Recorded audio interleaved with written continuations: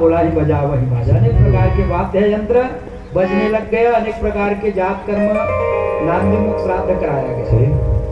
बच्चे की जन्म की खुशी थी, नामकरण किया गया, ज्योतिष के आचार्यों को बुलाया गया तो बताने लग गया कि इस बच्चे का नाम तो विष्णु रात है, लेकिन ये जिसके भी गोद में जाता है उसको टुकुर टुकुर देख रहा है, तो इसका एक नाम जो है परीक्षित भी हो। वो ये देखता था कि जो गर्भ में मेरी रक्षा करने के लिए आया है वो कहाँ है, वो दिखाई क्यों नहीं दे रहा है, तो उसका एक नाम हो गया परीक्षित हो गया। एक च्वाकू के समान प्रजा पालन होगा, दशरथ के समान ब्राह्मणों का ये भक्त होगा, अर्जुन के समान धनुर्धारी होगा, अग्नि के समान इसमें तेज रहेगा, राजा शिवी के समान ये उदार होगा, भरत के समान वीर होगा, रंती देव के समान उदार होगा, कृष्ण के अनुयायी होगा। और ज्योतिष के आचार्यों ने जब ये बतलाया तो पांडव कहने लग गए आप तो इसकी अच्छाई अच्छाई बता रहे हो, इसकी कुछ बुराई भी तो होगा। तो कहने लग गया कि ब्राह्मण के श्राप के कारण तक्षक के काटने से इसकी मृत्यु हो जाएगी। तो घबराने लग गए कि हमारे नाती हैं, पौत्र हैं और सर्प के काटने से इसकी मृत्यु हो जाएगी। तो कहने लग गए कि घबराने की जरूरत नहीं है, भागवत सुनने से इसको भगवान का वैकुंठ दूसरा। अनेक प्रकार के उनको बतलाया गया उनके बारे में। जब महाभारत का युद्ध हो गया तो धृतराष्ट्र और गंधारी जो है पांडवों के पास में रहने लग गए। एक दिन विदुर आए और विदुर कहने लग गए कि आप सभी कैसे हैं। तो धृतराष्ट्र कहता था कि सबसे पहले पांडव उठते हैं ना मुझको प्रणाम करते हैं, चाय बनते हैं ना सबसे पहले मुझको चाय देते हैं, नाश्ता देते हैं, मेरे पहले पूछते हैं। विदुर जी कहने लग गए कुछ तो शर्म करो, जिसके वजह से तुम्हारे 100 पुत्र मारे गए, महाभारत का युद्ध हो गया, उसके टुकड़ों में पल रहे हो तो क्या करो। बोले चलो मेरे साथ जंगल में जाकर के भगवान के भजन करो। विदुर के साथ जो है धृतराष्ट्र और गंधारी चली गई। बाद में जब पांडव ढूंढने लग गए तो तुमरु नाम के गंधर्व ने बतलाया कि उसको विदुर जैसे महात्मा का सानिध्य प्राप्त हो गया है, उसका जीवन जो है संवर जाएगा। क्योंकि विदुर जी जो है ये धर्मराज का ही अवतार है। मांडव ऋषि के श्राप के कारण उनको इस दासी पुत्र बनना पड़ा। एक समय बीता कि भगवान के साथ में अर्जुन गए हुए हैं द्वारिका और अर्जुन को गए 7 माह हो गए। युधिष्ठिर को अनेक प्रकार के अब शकुन दिखाई देने लग गए, देवताओं की प्रतिमा से अश्रु प्रवाहित होने लग गया, अपने ही छाया में अनेक प्रकार के छिद्र दिखाई देने लग गया। और ये अनेक प्रकार के मृत्यु का सूचक है। कोई अगर सपने में देख लिए कि मैं कीचड़ में डूबा हुआ हूं 1 साल,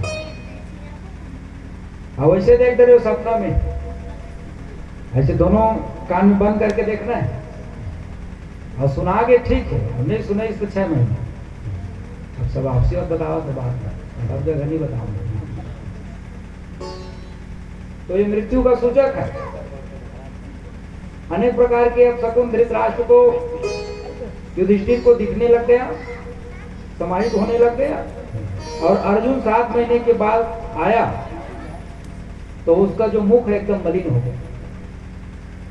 तो युधिष्ठिर पूछने लग गया क्या हो गया अर्जुन, तुम्हारा मुख तो एकदम मलिन दिख रहा है, किसी असहाय अबला का तुमने रक्षक नहीं किए हो क्या, कि किसी छोटे बच्चे को रक्षा नहीं किए हो तुम, क्यों तुम्हारा मुख मलिन पड़ गया, कोई दीनहीन की रक्षा नहीं किए हो क्या। तो कहने लग गए वांछितो हम महाराजा हरणि बंध रूपिणा, भगवान द्वारकाधीश हम सबको छोड़ करके अपने परम धाम को चल गए। इस बात को जब कुंती मैया सुने कि भगवान छोड़ करके चले गए हैं तो उसने तुरंत ही अपने शरीर को त्याग दिया। राम राम कहीं राम कहीं, राम राम कहीं राम, तनु परिहरि रघुबर विरह और आओ गौ सुरधाम। जैसे राजा दशरथ भगवान के विरह में अपने प्राणों को त्याग दिया, आज भगवान के विरह में कुंती मैया ने अपने प्राणों को त्याग दिए। रघुनंदन पान प्रीते और तुम दिन जियत बहुत दिन प्रीते। प्राणों को त्याग करके कुंती मैया परम धाम को चले गए। इधर पांडव भी वल्कल वस्त्र धारण करके प्रायोपवेशन में अपने पुत्र परीक्षित को राजगद्दी सौंप करके, और परीक्षित का विवाह हुआ, इनके साथ हुआ था। जन्मेजय आदि इनके पुत्र थे, इरावती के साथ इनका विवाह हुआ था, और परीक्षित को राजगद्दी सौंप करके पांडव भी स्वर्गारोहण के लिए चले गए,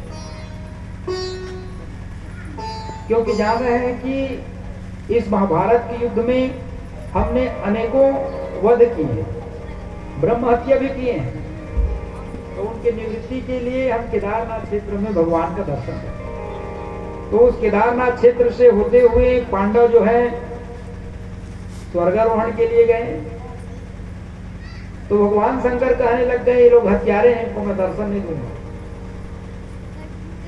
तो एक भैंसे का रूप बना लिया भगवान। तो उसमें से जो सहदेव था वो ज्योतिष का बढ़िया जानता था, तो उसने अपने ज्योतिष विद्या के द्वारा जान लिया कि भगवान तो इसी केदार क्षेत्र में है, भैंस के रूप में है। तो भीम को कहने लग गए कि तुम दोनों पर्वत के बीच में अपने पैर को फैलाओ, भगवान नहीं निकल पाएगा पैर के बीच, और जितने भी भैंस थे उसको दोनों पैर दोनों पहाड़ के बीच में भीम जो है हाँकने लग गए। भगवान जब अंतिम समय आया, सभी भैंस जब चले गए, तो भगवान उस पर्वत को फोड़ करके जाने लगे। तो पीछे वाले भाग को भीम पकड़ा, भगवान कहीं मत जाए करके, और सामने वाले जो भाग है वो पशुपतिनाथ बन गया, पहाड़ को चीर करके। काठमांडू आप लोग जाते हो, और पीछे वाला जो भाग बचा हुआ था वही केदारनाथ ज्योतिर्लिंग के रूप में आज हमारे बीच में विराजित है। तो स्वर्गारोहण के समय फिर भगवान शिव ने दर्शन दिया और स्वर्ग के रास्ते भी पांडवों को बतलाया। स्वर्गारोहण के लिए जब जाने लग गए तो सर्वप्रथम नकुल गिर गए, उस स्वर्ग तक नहीं पहुंच पाए। तो भीम पूछने लग गया कि ये नकुल क्यों गिरा, और शर्त था कि कोई किसी को नहीं उठाएगा। तो कहने लग गया कि इनको रूप का अभिमान है, मैं बहुत सुंदर, किसी को मद का, लोभ का, धन का अभिमान रहता है, किसी को सुंदरता का अभिमान रहता है, किसी को पद का अभिमान रहता है। तो ये सुंदर होकर के इनको अभिमान था, और इसी अभिमान के कारण ये जो है स्वर्ग तक नहीं पहुंचे। कुछ दूर जाने के बाद में सहदेव भी गिर गया। इनको अभिमान था कि मेरे में बहुत ज्यादा विद्या है, सबसे पढ़ा लिखा हूं। कुछ दूर जाने के बाद द्रौपदी भी गिर गई। तो भीम पूछने लग गया द्रौपदी क्यों गिरी। तो कहने लग गए कि हम इनके पांचों पति हैं, लेकिन सबसे स्नेह प्रेम यह जो है अर्जुन से करते हैं, और इसी पाप के कारण ये भी स्वर्ग नहीं पहुंच पाए। अर्जुन गिर गया, उनके कारण बतलाया कि अर्जुन ने ये प्रतिज्ञा किया था कि मैं एक ही दिन में महाभारत के युद्ध को खत्म कर दूंगा। उनको भी अभिमान था, मेरे से बड़ा धनुधर कोई नहीं, और इसी अभिमान के कारण वो भी स्वर्ग नहीं पहुंच पाए। युधिष्ठिर कहने लग गए कि भीम तुम भी कुछ दूर जाने के बाद गिर जाओगे, तुम भी नहीं जा पाओगे। तो मैंने क्या पाप किया होगा। तो कहने लग गए तुम जो है आवश्यकता से अधिक भोजन करते हैं, ज्यादा खाना भी पाप है। उतना ही खाना चाहिए जिससे हमारा जीवन चल सके। उपवास क्यों रहते हैं? उपवास रहने से हम उस दिन अन्न का त्याग करते हैं, और अन्न का त्याग करने से उस दिन का हमको फल मिलता है, पुण्य मिलता है। तो उपवास रहने का फल। वृकोदर, आपका नाम ही वृकोदर था। कुछ दूर जाने के बाद भीम भी गिर गया, स्वर्ग तक नहीं पहुंच पाया। धर्मराज के साथ, युधिष्ठिर के साथ एक कुत्ता गया। यमराज ने उनका स्वागत किया और कहने लग गया कि भैया एक कुत्ता नहीं आ सकता। तो कहने लग गया कि मैं भी नहीं आऊंगा जब ये नहीं आएगा। जीवों पर दया करना चाहिए, कुत्ता पालना सही नहीं है, गौ का ही पालन होना चाहिए, लेकिन दया जीवों के ऊपर करनी ही चाहिए। भगवान प्रागट्य हो गए वहीं पर, और युधिष्ठिर का सम्मान किए हैं। स्वर्गारोहण में युधिष्ठिर ही गए थे स्वर्ग तक। यहाँ परीक्षित जो है राजपाट संभालने लग गए, और परीक्षित की राज्य की कल्पना और भगवान रामचंद्र जी की कल्पना दोनों की किया करते हैं। उदित उदयगिरि मंच पर रघुकुल बाल पतंग विकसे संत सरोज सब हर्षे लोचन भृंग। जैसे बाल उदित सूर्य उदित होता है तो लालिमा रूप बहुत सुंदर दिखाई देता है, उसी प्रकार से वो बाल परीक्षित था, बच्चे के रूप में था। सब सर्व संत जो है हर्षित होने लग गए, राम राज्य की तुलना करने लग गए। दैहिक दैविक भौतिक तापा और राम राज का हो नहीं व्यापा, सब नर करहि परस्पर प्रीति। वहाँ कोई किसी झगड़ा नहीं करता था भगवान राम के राज्य में। चल ही स्वधर्म निरत श्रुति नीति, अल्प मृत्यु नहीं कवनहु पीरा। किसी का अल्प मृत्यु नहीं होता।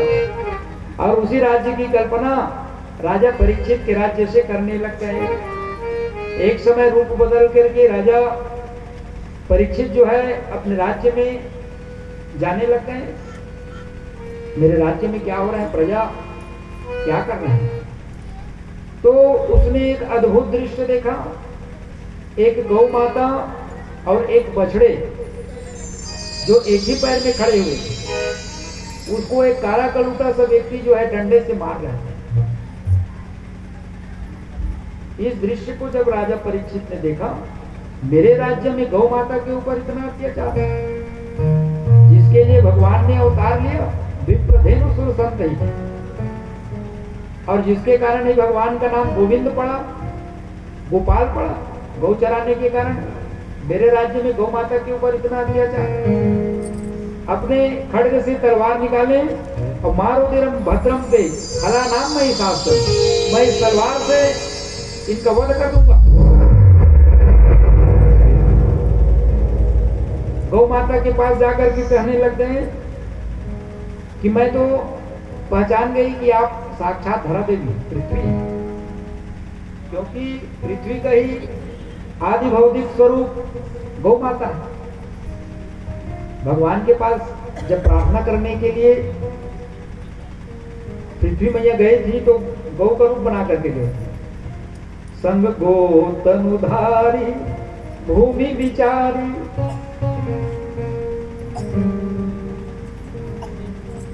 और ये दोनों एक दूसरे से बात कर रहे थे, गौ माता और वो बछड़ा। वो बछड़ा कह रहा था कि मेरे तो 4 पद थे, प्रगट 4 पद धर्म के कलिमो एक प्रधान, येन केद विधि तिन्हे अवदान करहि कल्याण। 4 पद थे, सत्य, दया, तप और दान। लेकिन कलयुग में मेरा एक ही चरण है, सत्य। मैं अपने दुख का कारण किसको बतलाऊं? कोई कहते हैं कि ग्रह बाधा होने से मुझको दुख मिलता है, तो कोई कहते हैं कि अपने अपने कर्म के अनुसार सबको सुख और दुख मिलता रहता है। कर्म प्रधान विश्व करे राखा, और जो जस कर हिंदू तस फल चाखा। मैं अपने दुख का कारण किसको बतलाऊं? अनुकूल ग्रहों की दशा होने से भी दुख मिलता है। राजा परीक्षित कहने लग गए कि मैं समझ गया कि आप धर्म के अवतार साक्षात वृषभ हैं, आपकी बातों से ओज झलक रही है, और ये तो गौ माता है। लेकिन ये काला कलूटा सा व्यक्ति कौन है जो मेरी गौ माता को मारने के लिए दौड़ रहा है, गौ माता के ऊपर अत्याचार कर रहा है? मैं इसको तलवार से मार डालूंगा। तो कलयुग आकर के भगवान के चरणों में विनती करने लगा, मैं कलयुग हूं महाराज, मेरी रक्षा करें। तो कलयुग हो तो मेरे राज्य में क्या कर रहा है? तो चारों तरफ जहां तक समुद्र है, जहां तक पृथ्वी है, वहां तक तो आपका ही राज्य है। मैं जाऊं तो जाऊं कहां? मुझको तो आप शरण दीजिए। तो कहने लग गया कि आप में कितनी गुण है और कितना बुराई है, ये बदलाव। तो कलयुग कहने लग गया, मैं तो गुणों का खान हूं, अवगुणों का खान हूं, मेरे में तो अवगुण ही अवगुण है। तो गुण क्या है? लेकिन एक गुण भी है मेरे में, यत् फलम नास्ति तत्सा न योगेन समाधिना तत्फलम लभते सम्यक कलौ केशव कीर्तनात्। सतयुग में जो बड़े बड़े अनुष्ठान करने से मिलता था, कृत युग सब जोगी विज्ञानी, द्वापर त्रेता में बड़े बड़े अश्वमेध यज्ञ करने से, अनेक प्रकार के सतचंडी व्रत आदि करने से जो फल मिलता था, वो कलयुग में मात्र भगवान के नाम लेने से ही मिल जाता है। कलयुग केवल नाम आधारा, कलयुग केवल नाम आधारा, कलयुग केवल नाम आधारा, कलयुग केवल नाम आधारा, कलयुग केवल नाम आधारा, कलयुग केवल नाम आधारा, कलयुग केवल नाम आधारा, कलयुग केवल नाम आधारा, नाम आधारा। तुमर सुमर नहीं पारा, तुमर तुमर नर उतर नहीं पारा, तुमर तुमर नर उतर नहीं पारा। यही कलिकाल न साधन दूजा, योग यज्ञ जप तप व्रत पूजा। अनेक प्रकार के गुण दोष होने के बावजूद भी कलयुग में एक विशेषता है कि भगवान के नाम लेने से ही जीव की मुक्ति हो जाए। मन से अगर कोई संकल्प करोगे ना, अगर किसी के लिए कुछ कुभाव सोच लिए मन में, तो उसको पाप नहीं माना जाता है। लेकिन मन से अगर सोच लिए कि मैं गंगा स्नान कर रहा हूँ, दान कर रहा हूँ, पूजा कर रहा हूँ, तो उसका पुण्य माना जाता है।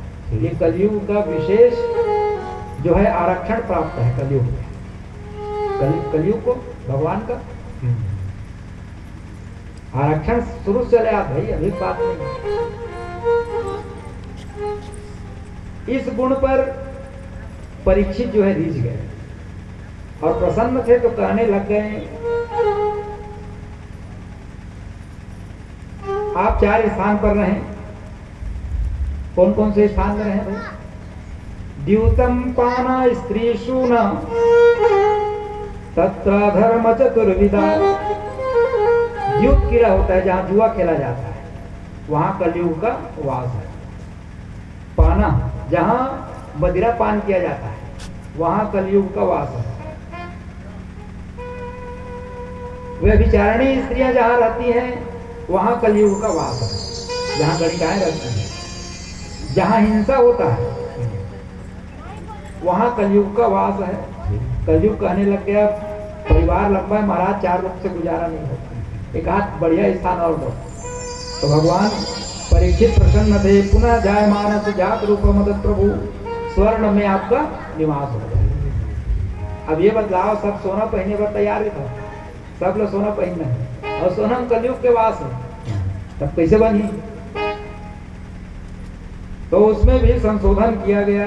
क्या संशोधन किया गया?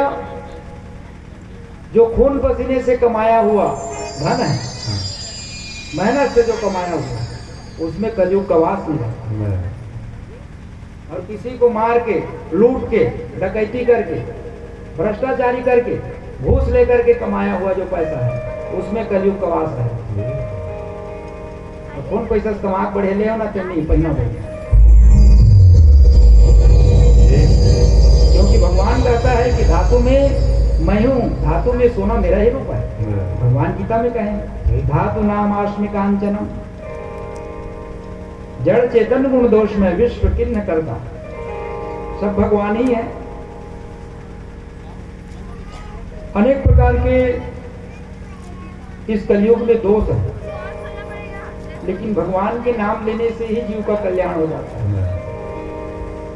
कोई भी वस्तु ला रहे, अन्न में दोष है, वस्त्र में दोष है, स्वर्ण सब में दोष है, लेकिन जो चीज भगवान को अर्पण कर दिया जाए, भोग लगाते हो तो बढ़िया तुलसी दल डाल दो, अन्न का दोष खत्म हो जाएगा। भोग लगा करके खाओ। यहाँ फिर नहाए बनाना है, काला भोग लगा, नहा धो कुछ भोजन बड़ी भोग लगे। तेरी पूजा में वेद्य चढ़ावा, अब आप गई जहाँ पाप बनाओ। माता कौशल्या भगवान के लिए बढ़िया भोग बनाती थी। जागो बंसी वाले ललना, जागो मोरे प्यारे, बढ़िया भगवान के भजन कीर्तन करत हुए बढ़िया भोग बनावा। और तो मोबाइल देखा, व्हाट्सएप फेसबुक चैटिंग करते हुए तो कहाँ भगवान है? भगवान ने बुलाया वो मन लो शुद्ध रखे लगे। हमने आंगन नहीं गुहारा, चंचल मन को नहीं संवारा, कैसे आएंगे भगवान।